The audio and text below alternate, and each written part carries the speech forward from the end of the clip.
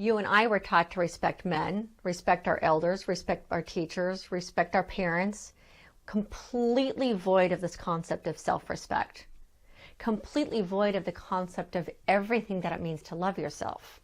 I mean, some of us, well, I know I was raised with the belief that loving myself was a bad thing, like it was evil to love myself, because we have this misperception that ego is the same as loving yourself, and they're two very different things. Right.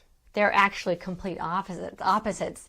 Ego is based in fear and the perception that the perceptions of other people, how we're going to be perceived by other people. It's actually fear-based. Self-love is genuinely loving ourselves no matter what. Self-love then equates to self-respect. Yes. So when we love ourselves, we honor ourselves, we respect ourselves, we forgive ourselves, we cherish ourselves. And in that, we learn how to protect ourselves when we need protection. And all of that stems from self-love. And it's not something that's being taught. Love yourself first. We can't give what we don't have. And yet, so many of us were taught completely the opposite, that it's not okay to think highly of yourself. It's not okay to love yourself. And that's what we need more than anything, is to start when we're really small, knowing that it really is okay to love everything about you. And it doesn't mean that you're better than anybody else. It just means I am perfectly okay with who I am. Wow, what a different concept that is from what we were raised with. Yeah. To love ourselves was evil and selfish and egotistical and bad and wicked. To even like yourself. To even like yourself. I loathed myself. I hated myself so much I tried to kill myself. Well, that's sort of a tradition, wasn't it? Yeah. I fantasized about it for about 2 years. Didn't even have the guts to do that. I really, that was another one I beat myself up over, that I didn't even have the guts to kill myself. Well, we're sure glad that you didn't, because the concept of punishing and degrading a child to that extreme, punishment and degrading and condemning a person has no value whatsoever except one of control and maliciousness. It has no other value. Right. So it's a logical thing, if people really knew, that to degrade and to devalue a human being really degrades and devalues them, because it says more about them than anything else. Yeah. And what's really interesting is that as long as we degrade and devalue other people, it's part of it continues that pervasive belief that some people are worth less and worth more, and we'll always have that dichotomy of lower class, poor people, and the rich class, because there is that belief that some people need to be degraded. And when you're raised in an environment in a childhood where you're constantly bombarded with degradation, your ability as an adult to rise up out of that is much more difficult. It's possible. You and I have proven that it's possible. Yes, it is possible. It's a lot harder than if you had parents who were supportive. Right. You know, it is possible. It's a little more work. It's a little more challenging. And you and I are here to teach other people that you can. It doesn't matter what your story looks like. You can rise above it and create a life you absolutely love. Sometimes in the depth of the most rotten story comes the greatest incentive and inspiration to get out of it. Yeah, so it's so funny. People would say to me, oh, that you were so courageous to leave as a teenager. That took so much courage. And I laugh and say, no, I was just desperate. But I had this great insight a couple of years ago that sometimes that's what courage looks like. Yeah. A lot of people say that if you're afraid, you can't be courageous. I object. I think that courage means you're going to go, fear and all, no matter what. You're going despite it all. Yeah, very much so. And a lot of times courage comes out of desperation, that you are so desperate to make a change in the world, whether it's your personal world or the world as a whole, that you will do whatever it takes. That's what courage is. Courage is actually based in love, not fear. Yes. So fear would keep you stuck in that place. And courage says, not anymore. I refuse to be afraid anymore. And it pushes through that barrier. That's I am amazing. worth more than this. So anybody listening out there, realize that courage is in you. Fear and all, but the courage is there. Actually, we were born with it. You We know- were born with it. We wouldn't walk. We wouldn't talk if we didn't have courage. That's right. We're born with it. It's in there. It's in every one of us. It's what allows us to break through those barriers. If we didn't have courage, we would have never gotten up and walked. We would have never crawled. We would have never spoken our first word and tried to be understood. And it's there, just waiting for us to say, okay, I'm ready for another breakthrough. I am done with my life being like this. I deserve more than this. I am worth more than this suffering. So basically what happens to the human being when they start forfeiting who they are from the time they're very young, and they don't even know they're forfeiting, and they become less and less and less of who they are, and that's what the problem is, because they soon lose track. They only believe the negative compound fractures heaped upon them. They have nothing to do with reality. Right. And to get back to who they are takes courage. But if they can really see that, they'll stop forfeiting their hopes, their dreams, their future, their talent, their ability to please someone that has no respect for them anyway. Right. Because somebody that would do that to you has no respect for you.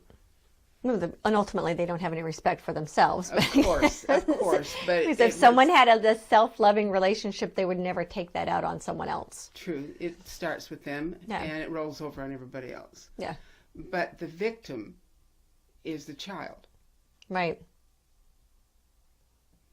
Yeah, and what's really sad about that is that also the perpetrator is in their own suffering, in their own way. They also are a victim of their own suffering, and they're projecting that onto the child because they have no idea how to heal their own suffering.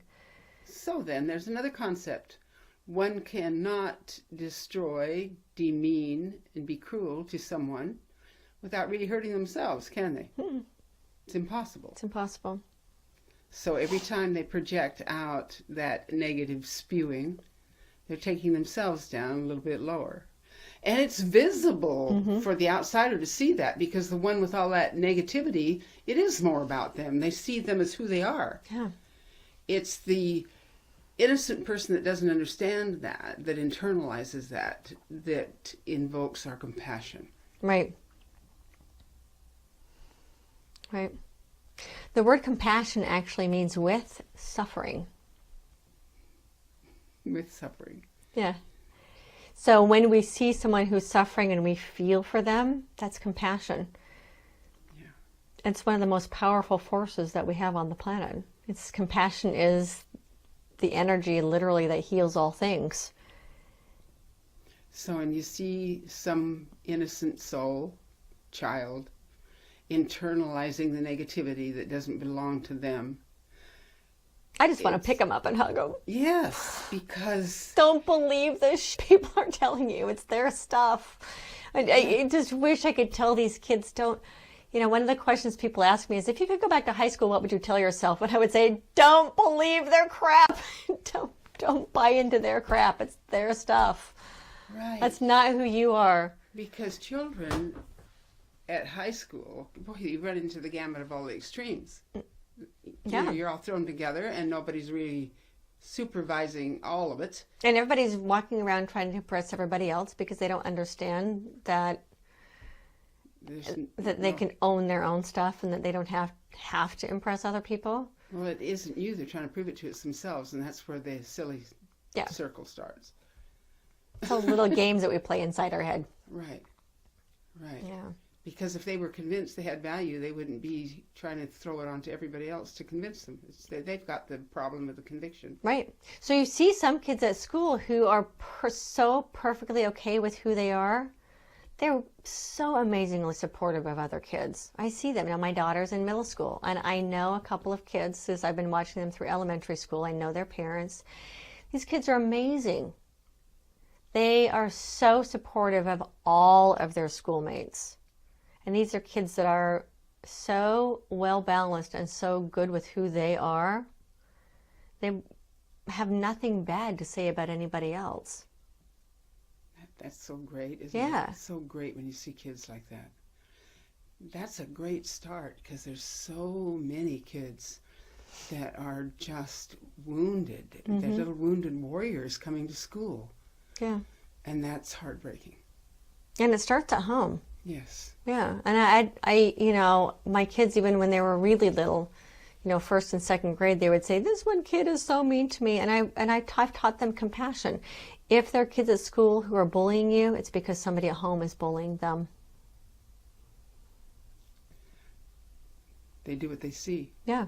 And that's the only the only place they have any power, because they don't have any at home, is to take it out on other kids at school. So they live what they learn. Yeah. Literally. And that's how we see people who hurt us through the eyes of compassion understand that they hurt us in their own suffering. That's very sad. Mm-hmm. We have a lot to do to reach more people. We do. We have a lot to do.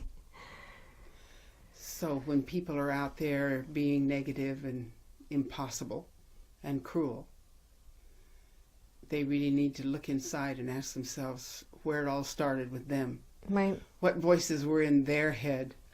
Who put them down? And it is the only way that they can feel good and get it out to hurt someone else? I don't think so. What is it they really want? What they really want is to feel that they are worth something. Every person on this planet wants to be validated. Ultimately, that's what we all want. We want to know that we are of value. Being validated and accepted is a basic human need. Mm-hmm. It really is. Yeah. So those that are going around making life miserable for somebody else have a real problem. Yeah, they really just want somebody to notice them. That's a hard way to get attention, isn't it? Yeah. Yeah. And so we have a lot of people who are really taking their own suffering and projecting it onto other people because they desperately want to be noticed. And a lot of them end up in leadership positions and bossing other people around because they need to be validated, not understanding that validation comes from inside of ourselves. We have to work down through all of those layers. I mean, you know, for me, really getting to this point where I feel really, really good about who I am and about my life. I could say I love my life. And it has nothing to do with my circumstances. I learned how to love my life in the middle of a bankruptcy, a foreclosure, a marriage that was falling apart, 2 kids diagnosed with learning disorders. My life was falling apart. And that's when I learned how to love my life, in the midst of all of that chaos. Because I found it in peeling down all of these layers of false beliefs to get to my own truth. And when I started living my life based on my truth, not on anybody else's expectations, I fell in love with myself. And that's beautiful, because you are a beautiful person and you heal people with what you teach. Thank you. Your healing is healing others, which is why I wanted the honor of having you here today. Thank you. Yes. It's a very wonderful, wonderful thing you do. Thanks. Thank you for it.